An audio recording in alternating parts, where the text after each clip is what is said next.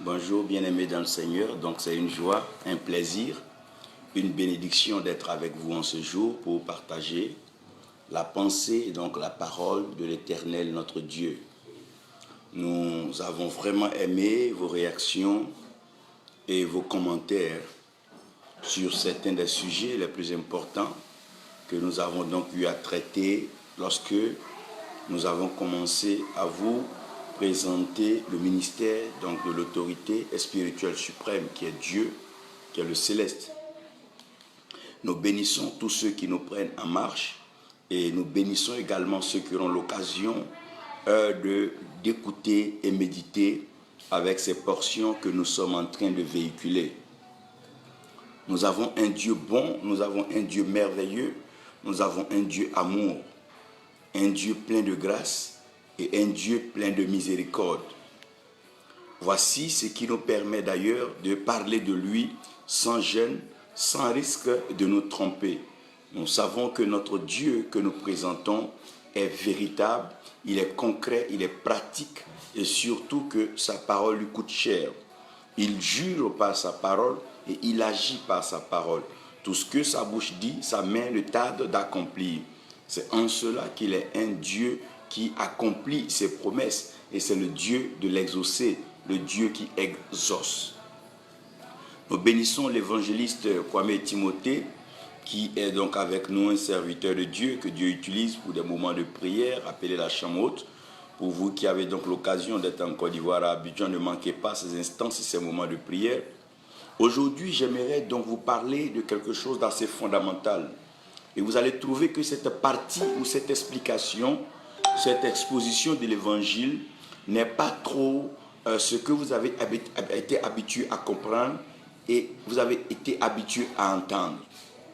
Mais il est tout de même important que l'amour ne cache pas une portion de la chose, mais que l'amour expose, l'amour révèle, l'amour présente les choses comme elles sont. L'amour apporte la profondeur de la révélation et la révélation des mystères cachés. Aujourd'hui, j'aimerais vous dire avec assurance que l'amour guérit les peuples et les nations. Quelle que soit la situation de crise dans une nation, dans un peuple, dans un pays, essayez tout simplement d'introduire l'amour. Lorsque je parle d'introduire l'amour, je veux dire quoi? Bannir la haine, les critiques, les jugements et autres. C'est-à-dire, même quand on dira tel a fait mal, dites à nos enfants, aimons-le. Tel s'est mal comporté, disons à nos enfants, aimons-le. À force de s'aimer dans le cœur de nos enfants l'amour, ceux qui devaient être méprisés, ceux qui devaient être donc combattus, ne seront plus combattus. Et qu'est-ce qui va se passer? Si quelqu'un essaie de vous faire la guerre, qu'il voit que vous ne répondez pas par la guerre, mais que vous répondez par la paix, par la sagesse, par la bonne conduite. Vous voyez que cette personne-là va se retrouver donc déphasée, elle va entrer dans une autre attitude, une autre façon de vivre. Nous bénissons donc le Père, le Bishop Mian Léon, qui nous suit, que Dieu le bénisse et que sa grâce repose sur vous.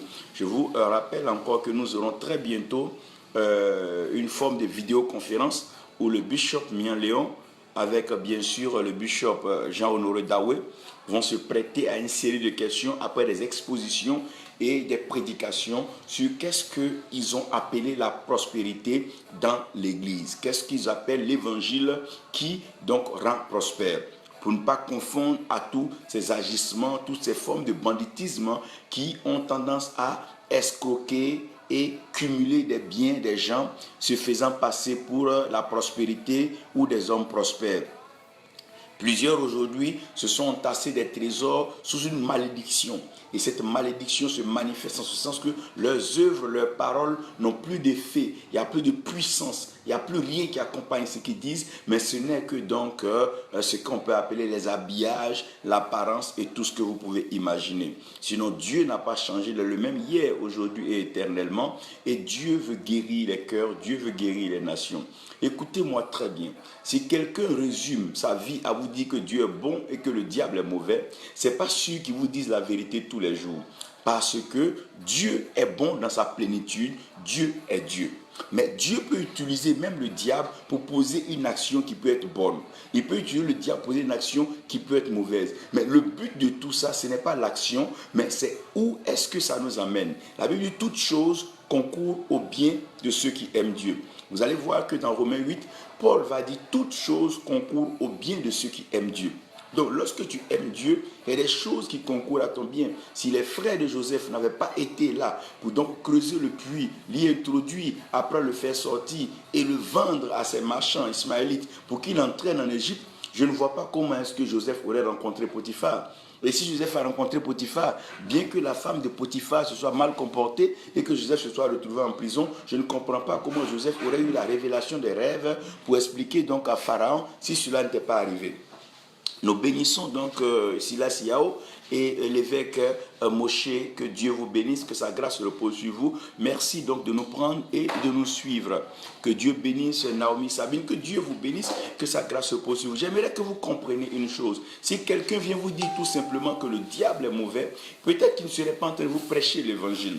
Si quelqu'un vous dit que Dieu est bon, il serait peut-être pas en train de vous prêcher l'évangile. Parce que quand quelqu'un va mourir, Job va dire que Dieu a donné, Dieu a repris. Ah, si nous commençons à comprendre les phrases comme ceci, on risque d'attribuer par moment le mal à Dieu et le bien au diable. Mais vous devez comprendre que le bien, c'est une conclusion.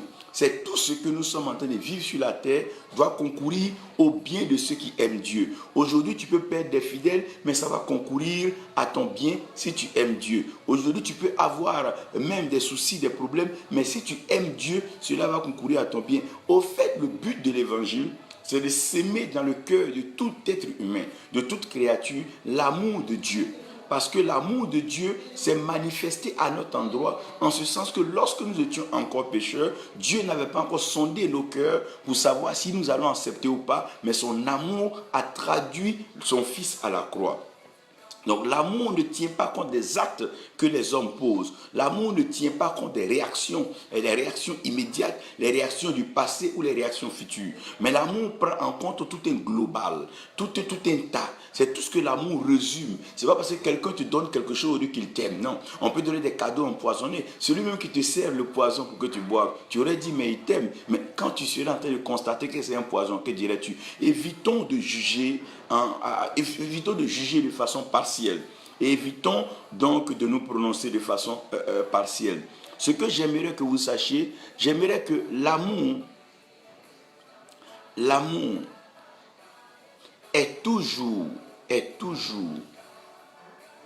présente dans ce qui est préventif et l'amour est toujours présent dans ce qui est curatif. Donc, l'amour peut prévenir comme l'amour peut guérir. C'est pour ça, dans l'exercice d'un prophète, un prophète peut prévenir d'un événement, comme un prophète peut venir pour restaurer déjà la vie dans ce mouvement. Et c'est tellement important pour les uns et les autres de comprendre que la main de Dieu n'est pas seulement quand le mal n'est pas arrivé. Mais la main de Dieu est aussi lorsque le mal est déjà arrivé. Parce que Dieu peut intervenir avant comme Dieu peut intervenir après. C'est pour ça que Christ est le même hier, il est le même aujourd'hui, il est le même éternellement. Donc au lieu de blâmer le Seigneur parce que tu es tombé dans un puits, mais aime le Seigneur parce qu'il va te sortir du puits. Donc au lieu de blâmer le Seigneur parce que tu es pauvre, plutôt aimer le Seigneur parce qu'il peut te sortir de ta pauvreté et t'accorder la richesse. Donc au lieu de blâmer le Seigneur parce que tu es malade, il faut plutôt aimer le Seigneur parce qu'il est la guérison et il te sortira donc de cette maladie. Donc nous devons comprendre que Dieu peut intervenir et agir de façon préventive comme de façon curative. C'est de même que le vaccin. Le vaccin et le sérum. Avant qu'une maladie, avant qu'un mal ne soit donc manifeste et qu'il soit connu, répandu dans une société, Dieu peut inspirer un médecin, un chercheur à trouver le vaccin. Donc, le vaccin vient prévenir le mal. Le vaccin vient pour empêcher que le mal puisse donc détruire des personnes. Maintenant, lorsque le vaccin n'a pas pu faire son travail à temps et que des personnes déjà ont été touchées ou que des personnes ont été déjà contaminées par ce mal, l'amour de Dieu va intervenir maintenant comme un sérum. Et le but de l'amour de Dieu maintenant, c'est de guérir ceux qui sont déjà dans ce mal. Donc vous devez comprendre que dans le monde actuel où nous sommes, il n'est pas question de juger qui a péché, qui pêche et qui va pécher. Il n'est pas question de nous prononcer sur qui est bon, qui était bon et qui sera bon. Il est plutôt important pour nous d'actualiser l'amour de Dieu, d'actualiser la manifestation de l'amour de Dieu, de comprendre que l'amour est éternel et l'amour guérit les peuples et l'amour guérit les nations. Qu'est-ce qui fait que les hommes arrivent à vivre du bonheur? C'est d'actualiser l'amour que Dieu a pour eux et leur amour pour Dieu. En général, les gens se séparent, les gens se divisent parce qu'ils conjuguent l'amour au passé ou ils conjuguent l'amour à l'imparfait. Non, l'amour doit être actuel, l'amour doit être vivant, l'amour doit être actualisé, l'amour doit être présent. Donc, on ne peut pas dire avant quand on était converti. C'est une façon de dire que maintenant, on fera autre chose. Avant, quand on était dans la flamme de l'évangile. Avant autant de temps. L'amour n'a pas de temps. L'amour n'est pas circonstanciel. L'amour est éternel. L'amour est divin et l'amour est providentiel. Dieu n'a pas répandu son amour pour un temps. Mais il a dit quiconque. Donc, en tout temps, en tout lieu, en toute circonstance. Dieu a son amour qui est manifeste.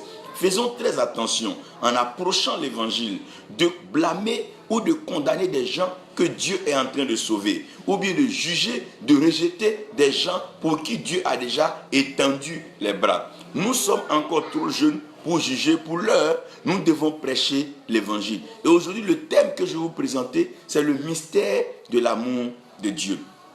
Le mystère de l'amour de Dieu. Oh my God. Le mystère de l'amour de Dieu. Oh mon Dieu.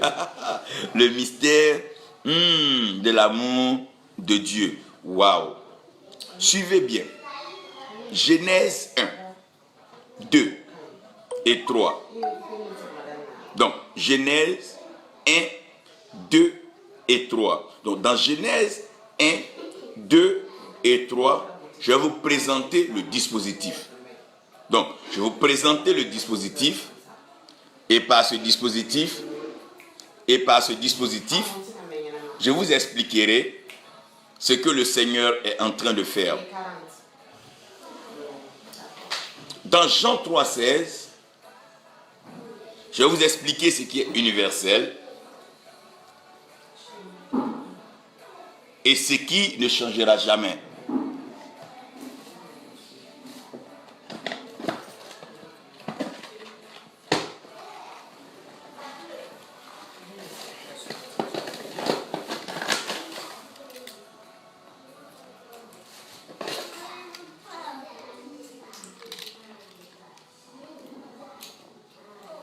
Excusez-moi une minute, je suis en train de mettre un peu d'ordre et puis voilà, donner quelques petites choses à mon épouse et à ma fille.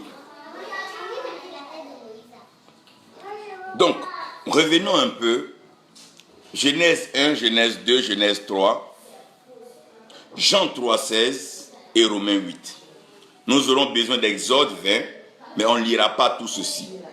J'aimerais que vous fassiez ces lectures pour suivre ce que nous sommes en train de développer et ce que nous voulons vous montrer dans ce que nous appelons le mystère de l'amour de Dieu.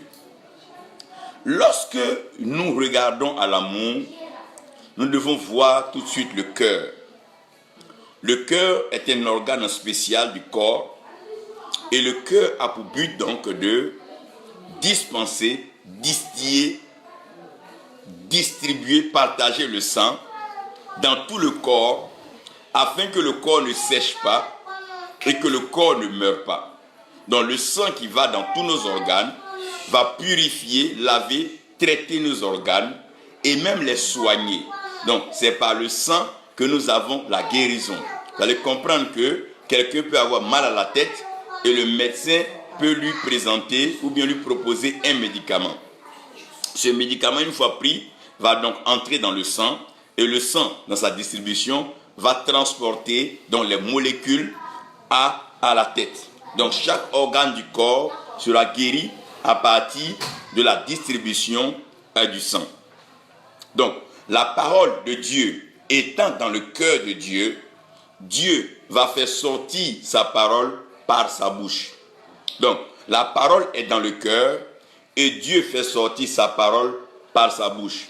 Donc comprenez que c'est de l'abondance du cœur que la bouche parle. Donc il y a des choses que le cœur a encore, mais que la bouche n'a pas encore dit. C'est pour ça, vous pouvez comprendre que ce n'est pas parce qu'une femme a injurié son mari qu'elle ne l'aime plus. Non, l'injure est sortie de la bouche, mais l'amour est encore dans le cœur. Donc il y a des choses que nous savons, c'est ce que Paul dit, nous connaissons en partie. Donc la plénitude du cœur de Dieu n'a pas encore été révélée. Mais nous pouvons alors nous appuyer sur ce qui est sorti de la bouche de Dieu. Maintenant, ce qui sort de la bouche de Dieu est la parole de Dieu. Et cette parole-là, elle est dite. Mais puisque nous n'avons pas tous été là-bas, lorsque cette parole était dite, il va falloir que cette parole soit écrite. C'est quand cette parole est écrite que nous avons accès à elle. Donc, à quel moment est-ce que nous avons accès à la parole? Nous n'avons pas accès à la parole lorsqu'elle est dans le cœur de Dieu. Non. Nous n'avons pas accès à la parole pendant qu'elle est dans la bouche de Dieu. Non. Mais nous avons accès à la parole, vous et moi, lorsque la parole est écrite déjà des mains de Dieu. Puisque c'est inspiré, donc poussé par le Saint-Esprit, que les prophètes ont parlé, c'est aussi inspiré par l'Esprit que ceux qui ont écrit la parole ont écrit la parole de Dieu. La Bible même dit que c'est avec du feu que la loi a été gravée. Donc quand on parle du feu, comprenez ici une manifestation de la main de Dieu. Donc, j'aimerais que vous ne perdez pas de vue ce que nous sommes en train de développer. D'abord, l'amour est dans le cœur. Et c'est l'amour-là qui fait parler Dieu. Donc la parole originelle, la parole authentique, la parole qui n'est pas diluée, la parole qui est vraie pour toujours est dans le cœur de Dieu.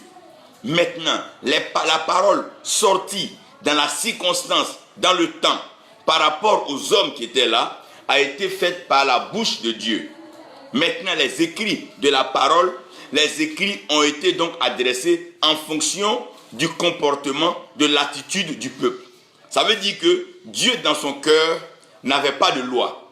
Parce que Dieu est esprit, et là où il y a l'esprit, il y a la liberté. Quand on parle de la liberté, on ne parle plus d'interdiction, on ne parle plus de loi. Mais on parle plutôt du libre arbitre et surtout être conduit et être gouverné par le cœur. Écoutez-moi très bien. Donc, lorsque Dieu va manifester sa parole, la parole de Dieu sera manifestée sous forme de test. Donc, je vous parle maintenant du mystère de la loi. La loi n'est pas dans le cœur de Dieu.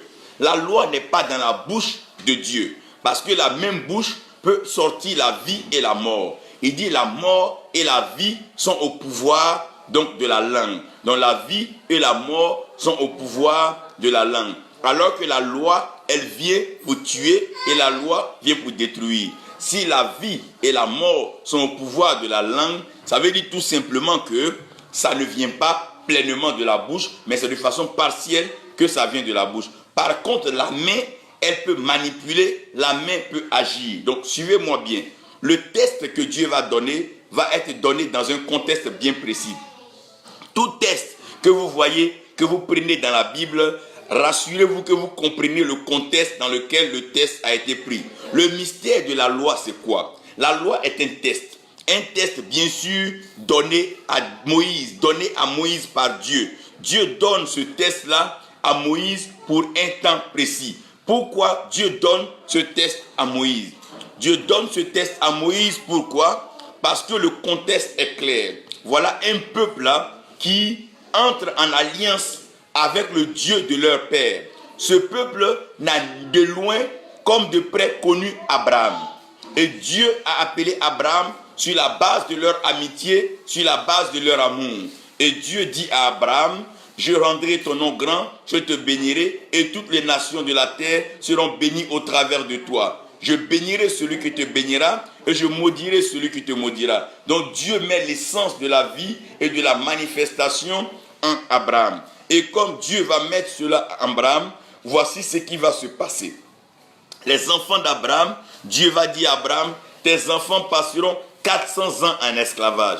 Ils ne vont pas en esclavage parce qu'ils ont péché, ils ne vont pas en esclavage à cause d'une quelconque loi, mais c'est moi-même Dieu, dans mon amour, pour leur apprendre ce que c'est que l'isolation et le rapprochement. Je vais leur montrer quelque chose, qu'on apprécie un certain bonheur, que lorsqu'on est loin ou bien lorsqu'on l'a perdu, je les envoie en Égypte, dans une autre terre qui est gouvernée par une autre principauté, une autre force et une divinité qui est la divinité pharaonique. Là-bas, ils seront assujettis. Et pendant 400 ans, ils n'apprendront que l'esclavage, ils n'apprendront donc que les pratiques, ils n'entendront que la voix de Pharaon dans l'Égypte. Mais après cela, mon Dieu, je vais les faire sortir de ce lieu pour les faire aller vers la terre que mon Dieu, je leur promets. Que j'ai promis donc à leur père de leur donner. Et le contexte est que le peuple va en Égypte, le peuple va te passer 400 ans. Donc, pendant 400 ans, ils n'ont rien d'informé, ils ne savent rien d'Abraham, ils ne savent rien d'Isaac, ils ne savent rien de Jacob, ils ne les connaissent pas. Ils ne connaissent même pas Adam, ils ne connaissent même pas Noé, ils ne connaissent pas le patriarche, ils ne connaissent pas ceux qui ont été à la base, qui ont été donc les piliers et les fondements, les fondateurs de ce qu'ils sont en train de vivre. Donc, ils se trouvent comme étant déboussolés, ils se trouvent comme étant déracinés, ils se trouvent très loin de toutes ces choses. Donc, étant loin de toutes ces choses, la meilleure façon de pouvoir les ramener à ces choses, c'est d'avoir des écrits. Puisque l'histoire peut garder des écrits, ou bien peut garder donc des enregistrements, ou bien de l'oral. Et ils ont eu ces écrits-là, mais les écrits que Moïse leur a envoyés ne leur permettent pas de pouvoir connaître Dieu. Parce que ces écrits-là leur parlent des gens qui ont vécu avant eux, leurs grands-parents, leurs ancêtres, mais qui ont fait ce qu'ils avaient à faire. Donc on est dans un contexte particulier. Le peuple sort d'Égypte. Ils ne connaissent ni Dieu, ils ne connaissent ni Abraham, ils ne connaissent pas Isaac, ils ne connaissent pas Jacob. Même Joseph, ils ont entendu dire qu'il y avait un de leurs ancêtres qui s'appelait Joseph. Mais ils ne l'ont pas vu, ils ne connaissent pas Joseph. Pour dire qu'ils vont connaître le Dieu de Joseph. Voyez? Donc, dans un tel contexte, le peuple est livré à lui-même. Le peuple est livré à lui-même. Le peuple est livré à lui-même. Sorry, in the video, it will not be well. I will send it to you. Donc, le peuple est livré à lui-même. I will send it to you in a while. Donc, le peuple est livré à lui-même. Comprenez bien. Puisque le peuple ne connaît pas Dieu et que le peuple se retrouve dans une situation assez difficile, le peuple a besoin de repères. Ils essaient d'imiter ce qu'ils ont vu en Égypte et ils essaient de se rapprocher à ce qu'ils ont vu en Égypte. Chaque fois qu'il y a un problème dans le désert, mais ça aurait été mieux pour nous de rester en Égypte. Donc le repère du peuple, c'était l'Égypte. Donc dans un tel contexte, pour éviter qu'ils reproduisent les œuvres d'Égypte, pour éviter qu'ils agissent pleinement comme des esclaves, Dieu doit leur apporter sa parole. Dieu doit leur apporter sa portion. Dieu doit leur apporter donc son test. C'est comme chaque nation, après son indépendance, a eu donc son hymne, a eu tout ce que vous connaissez, sa loi et tout ça, c'est les mêmes choses. Voilà un peuple qui sort d'Égypte, habitué à la loi égyptienne, qui doit vivre sous un nouveau Dieu et dans un nouveau temps, par la grâce de ce Dieu-là. Donc ce peuple-là a entièrement besoin du test de Dieu qui est la loi. Donc le contexte est que, étant sortis d'Égypte, ils ont gardé les habitudes d'Égypte. Certaines choses qui se faisaient en Égypte, qui leur plaisaient, ces choses ne plaisent pas au Dieu qui les a fait sortir d'Égypte et ce Dieu qui les fait entrer dans une terre promise. Donc à cause de cela, pour ne pas que tous soient détruits par la sainteté, la pureté de ce Dieu-là, qui est le Dieu de leur père, ce Dieu se doit de mettre des garde-fous. Et c'est ces garde-fous-là qu'on appelle donc la loi. Donc la loi, elle a été donnée donc à Moïse à cause du cœur de ce peuple-là. Ce peuple n'avait pas un cœur renouvelé, ce peuple n'avait pas un cœur circoncis. Ce peuple était encore, si on veut dire, des résidus, donc des gens sauvés d'Égypte. Ils sont sauvés d'Égypte, mais ils ne sont pas encore propriétaires de Canaan. Ils ne sont pas encore entrés dans la terre promise. Ils sont en train d'errer et tournent en rond dans un désert. Sans loi, donc sans règle ni loi. Ce peuple se trouve en train de tourner en rond, en train de se promener. Pour que ce peuple soit béni, Dieu doit leur donner donc sa loi. Donc le contexte est bien défini maintenant. La loi est venue parce que le peuple n'avait pas de test, le peuple n'avait pas de base, le peuple n'avait pas de fondement, mais le peuple venait de sortir d'un lieu. C'est comme un enfant qui naît. On doit lui dire on ne fait pas ça, on fait ceci, ça là il ne faut pas faire. Parce que si on ne lui donne pas cela, l'enfant sera déboussolé, il va penser que tout se mange, tout se dit, on fait partout. Non, non, non. Mais l'enfant a besoin de ça. Maintenant le prétexte. Qu'est-ce que Dieu est en train d'atteindre? Dieu leur donne la loi, pas dans le but que la loi les rende parfaits. Dieu sait que l'amour est le lien de la perfection. Mais Dieu leur donne la loi pour qu'ils puissent se rendre compte combien de fois ils étaient loin du Dieu qu'eux ils croyaient adorer. Par exemple, quand on te dit tu ne tues point, parce que Dieu ne tue pas. Quand tu tues, tu vois qu'il y a un écart entre toi et ce Dieu. Qu'est-ce qui fait la différence entre l'admis et celui qui a échoué? C'est parce qu'on dit la moyenne pour être admis c'est 10. Donc celui qui n'a pas 10 se trouve tout de suite loin de celui qui a 10 et plus. C'est pas parce qu'il y avait un écart quand ils étaient en classe, mais à cause de la moyenne, à cause du test qui dit qu'il faut 10 de moyenne, celui qui n'a pas les 10 de moyenne va se retrouver soit renvoyé ou en train de redoubler, alors que celui qui a celui-là va en classe supérieure. Donc le prétexte de la loi, c'est de nous faire comprendre combien de fois nous étions loin de Dieu. C'est pour comprendre comment le ciel est éloigné de la terre. C'est pour comprendre comment les voies de Dieu sont loin de nos voies. C'est de comprendre comment les pensées de Dieu sont loin de nos pensées. Ce n'est pas parce que la loi allait aider quelqu'un. Ce n'est pas parce que la loi allait sauver quelqu'un. Ce n'est pas parce que la loi allait bénir quelqu'un. Ce n'est pas parce que la loi allait purifier quelqu'un. Non. Mais la loi était là pour un prétexte. C'est pour nous dire que voilà ce que vous êtes en train de lire là. Si vous arrivez à faire ça, au moins vous êtes très proche de Dieu. Mais si vous n'arrivez pas à faire cela, c'est que vous êtes très loin de Dieu. Vous sortez d'Égypte, vous êtes un peuple en transition. Vous quittez les ténèbres, vous êtes en train d'entrer dans la lumière. Voici un peu certaines œuvres de la lumière. Tu ne mentiras point, tu ne commettras point l'adultère, tu ne rendras point de faux témoignages contre ton prochain.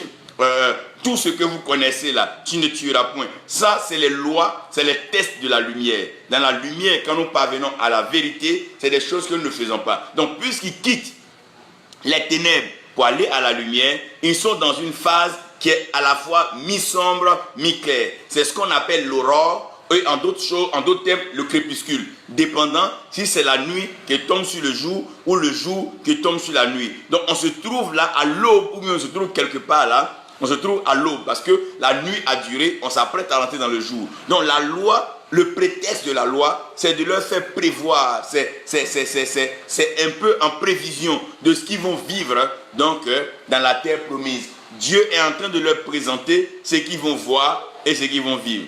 Donc, la loi est un surhomme. Pourquoi?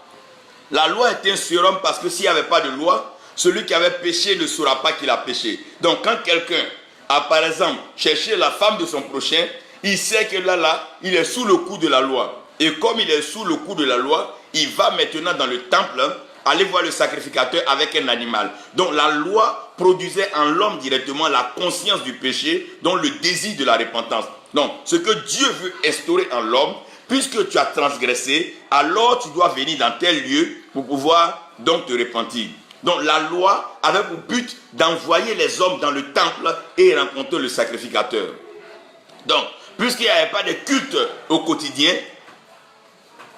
qu'est-ce que les hommes faisaient? Les hommes n'entraient donc dans le lieu, dans le temple, que lorsqu'ils avaient péché. Donc le péché les rapprochait de Dieu. Regardez bien, la loi normalement doit les éloigner de Dieu, doit leur montrer combien ils sont loin de Dieu. Mais la même loi-là leur donne le droit de venir dans le temple pour aller rencontrer le sacrificateur.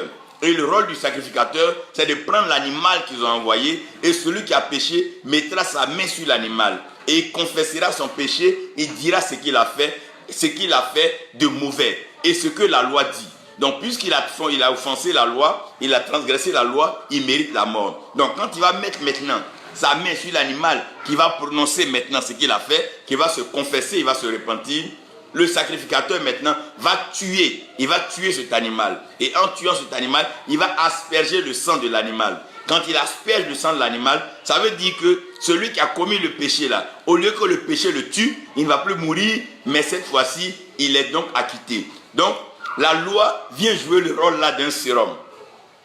Même quand quelqu'un a une maladie, que la maladie puisse-t-elle être incurable, il y a toujours un sérum. Dieu guérit tout. Il n'y a rien qui est incurable sur la terre. C'est les hommes qui parlent de ce qu'ils ne savent pas, mais Dieu assume ce qu'il dit. Il a envoyé sa parole et sa parole les guérit. Il a envoyé sa parole et sa parole manifesta la guérison. Dieu est sur le point de guérir les vies. Donc le mystère de la loi réside dans son test. Ce n'est pas un test qui est inventé par les hommes, ce n'est pas un test qui sort de la tête des hommes. Encore, le contexte ne dépend pas des hommes, mais le contexte dépend de Dieu. Et le prétexte caché était d'amener l'homme à comprendre combien de fois il est loin de la sainteté, de la pureté et de la divinité. Et pour le ramener à cela, Dieu fera de cette loi-là un surhomme. Et cette loi va être donc gravée sur le cœur de tout un chacun comme étant un surhomme. Lorsque quelqu'un a commis un péché, il viendra dans le temple directement et là, il va recevoir l'expiation de ses péchés par l'acte que le sacrificateur va poser. Donc voici un peu ce que c'est que la loi. Dans chaque pays, il y a une loi. Lorsque tu transgresses la loi de ton pays, la justice de ton pays te prend et elle t'explique pourquoi est-ce que tu ne devais pas faire ceci, en quoi est-ce que cela va gêner au bien-être et à la cohésion nationale. Après cela, cette justice te met quelque part, en un lieu loin, pour que tu purges cette peine. Donc, cette peine que tu purges est aussi une punition, mais aussi un sérum pour te préparer. Parce que si tu devais mourir, tu n'aurais pas cela. Tu vas te préparer et tu reviens pour continuer. C'est ce que la loi donc permettait. Donc, à force donc de vivre dans cette loi-là, on avait comme l'impression que tout ce que Dieu a fait, nous le méritons. Pourquoi nous le méritons? Si j'ai péché, que je dois aller donc voir le sacrificateur envoyer mon animal, c'est comme si j'ai payé le prix de mon péché. C'est comme si j'ai payé mon péché, donc je ne dois rien à Dieu, Dieu ne me doit rien. Non, non, non. C'est pas cela la pensée de la loi. Comprenez bien, c'est pas cela la pensée de la loi. Parce que quelqu'un a commis par exemple un péché, il a injurié. Et le péché de l'injure demande qu'on envoie par exemple 10 coqs. Lorsqu'il envoie les 10 coqs et qu'il est pardonné, ça ne veut pas dire qu'il est acquitté vis-à-vis de Dieu. Ça ne veut pas dire qu'il ne doit rien à Dieu. Au contraire, il doit à Dieu et il doit beaucoup à Dieu. Je vous expliquerai plus tard quand on avancera. Après avoir compris le mystère de la loi, j'aimerais vous introduire là le mystère de la grâce. Une pause et j'aimerais expliquer quelque chose d'abord. La loi n'est pas venue pour aider quelqu'un. La loi n'est pas venue pour détruire quelqu'un. La loi est venue pour ouvrir une porte pour une autre chose. C'est comme par exemple, un père peut ne pas être sportif, mais de par ce père-là, Dieu peut envoyer un fils qui est sportif. Voilà. C'est pas parce que le père ne s'y connaît pas en sport que son fils ne s'y connaîtra pas en sport. Bien chérie. Donc, viens, bon, passe par là, viens. Bon, viens. Excusez-moi, c'est pas facile avec les enfants, ça fait plaisir. Donc, le mystère de la grâce. Qu'est-ce que c'est que la grâce? Je vous ai expliqué que... Bien, je vous ai expliqué que...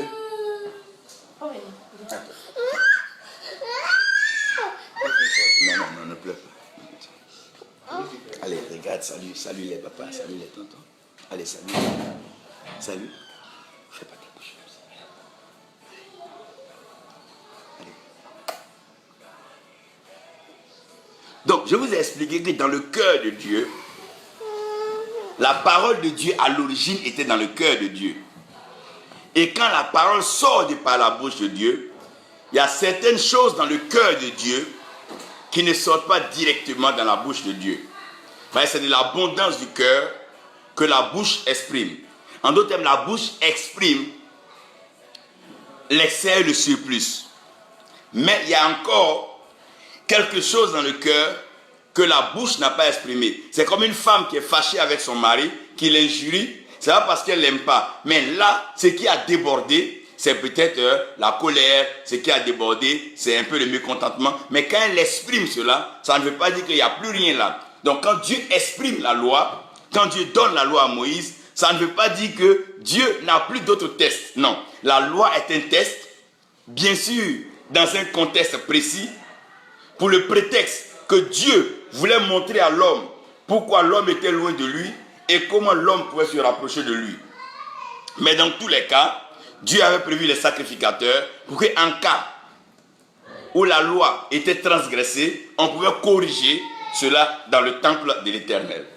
Donc, la grâce, c'est la portion cachée. La grâce, c'est la portion non révélée. Donc, la révélation, au fait, quand on parle de la révélation de la parole de Dieu, on parle de la grâce de Dieu.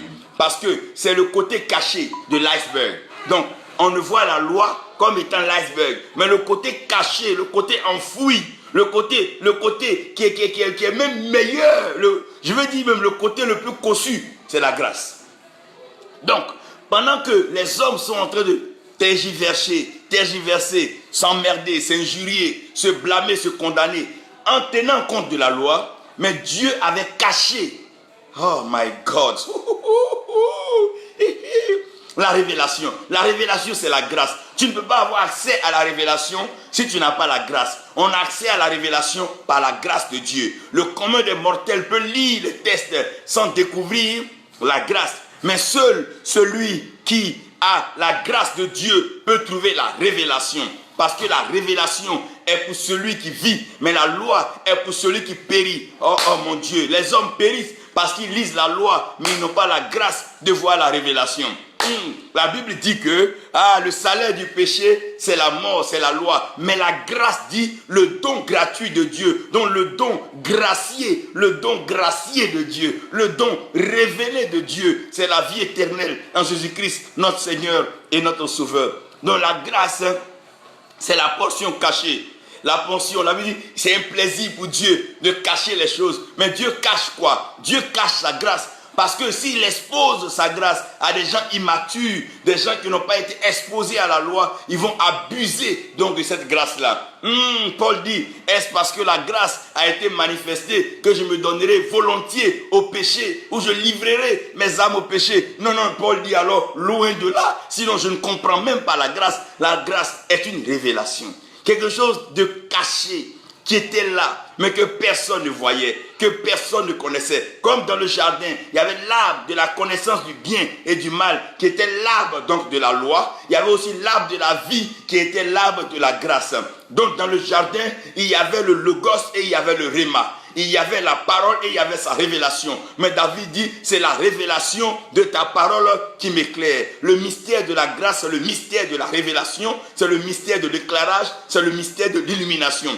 Celui qui n'a pas la grâce ne peut pas être illuminé, ne peut pas être éclairé sur les textes saints, parce qu'il ne comprendra pas qu'est-ce que Dieu est en train de faire. Qu'est-ce que c'est que le contexte maintenant de la grâce? Ah my God, le contexte de la grâce. Je vous présente le test de la grâce comme étant la portion cachée qui doit être révélée. Pourquoi Dieu va sortir sa parole et sceller cette parole cette fois? Que cache-t-il? Qu'est-ce qui est enfoui dans cette parole? Si ce n'est la grâce de Dieu manifestée en Christ Jésus, notre Seigneur et notre Sauveur. Oh, il valait la peine que le livre soit ouvert. Car sans la révélation, le peuple allait périr. Mais heureux celui qui a observé la loi. Mais la loi n'a aidé personne. La loi ne sert de rien. La loi n'a permis à personne de connaître Dieu, mais plutôt de voir l'état de l'homme. Alors que le but de la spiritualité, c'est de découvrir Dieu, connaître Dieu et voir ce Dieu se déverser en nous. Ouh! My God. My God. Le contexte de la grâce. Dieu s'est rendu compte que malgré le sérum, malgré la loi, le péché ne faisait qu'abonder. Le péché ne faisait que grandir. Le péché ne faisait que gagner du terrain. Aujourd'hui, dans les églises, les lieux de culte, les lieux même de confession, le péché a gagné du terrain. Parce que des gens qui viennent se confesser et qui mentent devant le prêchoir, des hommes qui viennent se tenir devant la chair et qui manipulent, oh my God, ceux qui n'ont pas entendu pour dire, ils ont entendu. Regardez comment est-ce que le péché a abondé. Donc, dans le contexte, c'est que là où le péché a abondé, la grâce doit surabonder. Dans le contexte de la grâce, c'est un contexte de péché. Tous ceux qui ont connu la grâce de Dieu n'ont pas connu la grâce de Dieu dans leur sainteté, dans leur pureté, dans leur bonne vie. Mais ils ont connu la grâce de Dieu dans leur sale vie, dans leur mort, dans leur transgression, dans leur chute. Où Saul était adonné à la tuerie. Il était celui-là qui crucifiait, qui tuait les chrétiens. Mais la grâce a été manifestée là où le péché avait commencé à dévaster, détruire. Regardez très bien, Dieu n'est pas en train de parler seulement de sérum, mais Dieu en arrive avec le fastin. Dieu va immuniser la création et la création tout entière ne mourra plus. Paul dit, souvenez-vous que nous ne mourrons pas tous, mais en un clin d'œil, nous serons transformés. Ce corps qui est corrompu va revêtir l'incorruptibilité et en plus même, ce corps mortel va revêtir l'immortalité. On dira alors, mort, où est ta victoire, mort, où est ton Dieu? Dieu cherche à nous transmettre le vaccin de l'éternité. Donc, le contexte de la grâce, c'est que, comme le péché avait trop pris là-dessus, il fallait maintenant que quelque chose de meilleur arrive. Comme le mensonge avait pris le terrain, il fallait que la vérité vienne maintenant restaurer et rétablir l'ordre des choses.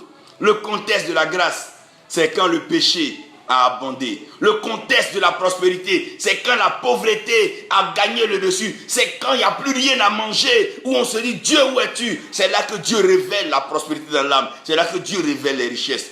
Ne vous trompez pas. Ne vous trompez pas. Maintenant, quel est le prétexte? Le contexte est connu. Le test de la grâce est connu. Quel est le prétexte? Le prétexte de la grâce se résume en ceci. L'homme n'a pas demandé à naître, l'homme n'a pas demandé à être créé. Donc, tout ce que Dieu a dit, Dieu l'a dit devant lui-même, l'engageant lui-même. Il dit, faisons l'homme à notre image, afin que l'homme domine et que l'homme même vive éternellement.